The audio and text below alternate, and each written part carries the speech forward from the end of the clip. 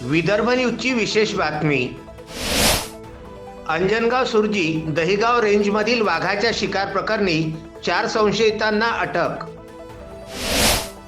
आरोपींची उलट तपासणी सुरू. वाघाची 4 नखे जप्त. मुख्य संशयित अद्यापही फरार.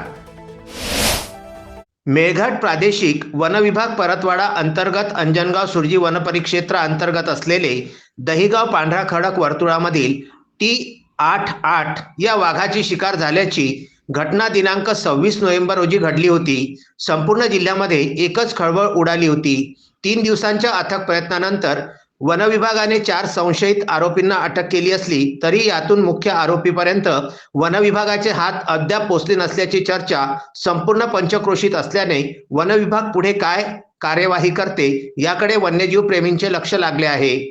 मेळघाट व्याघ्र प्रकल्प हा महाराष्ट्रामधील एक महत्त्वाचा व्याघ्र प्रकल्प असून यामध्ये अंजनगाव सुर्जी तालुक्यातील दहिगाव रेचा वनपरिक्षेत्र अंतर्गत क्रमांक 1032 वस्तापूर नियत क्षेत्र पांढरा खडक वर्तुळ येथे दिनांक 26 नोव्हेंबर रोजी गस्तीवर असलेल्या वन कर्मचाऱ्यांना नर जातीचा वाघ मृत अवस्थेमध्ये आढळून आला होता.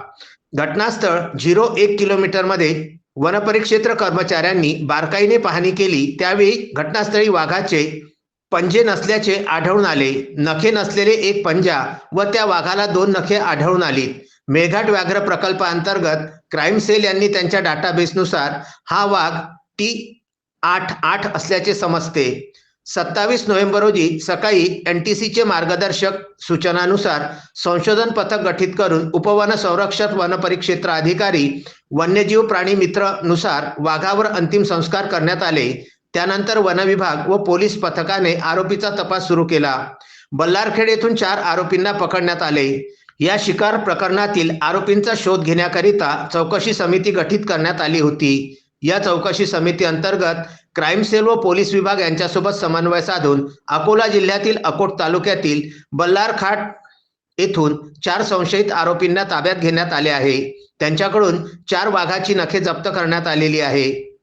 यामधील इतर नावे व आरोपींचा शोध घेणे सुरू असल्याचे मेळघाट प्रादेशिक वन विभागाचे वनसंरक्षक अग्रिम सैनी यांनी कळविले आहे. व्याघ्र प्रकल्पामध्ये मेळघाटच्या पायथ्याशी झालेली वाघाची शिकार यामुळे संपूर्ण परिसरामध्ये चर्चेला पेव फुटलेले आहे. वाघाची शिकार ही जवळीलच गावातील शिकाऱ्याने केली असल्याची चर्चाही जोर धरू लागली आहे. वनविभागाने ज्या संशयित आरोपींना ताब्यात घेतले त्यांचा बोलविता धनी दुसराच आहे अशी चर्चा संपूर्ण तालुक्यामध्ये आहे.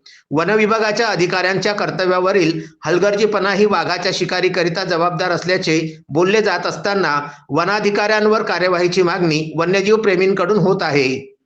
अंजनगाव सुर्जी येथून रवींद्र वानखडे यांच्यासह धारणी येथून तस्मीन शेख, सुलेमान मेमन, शकील अहमदसह जुगल किशोर जयस्वाल, विदर्भ न्यूज, धारणी.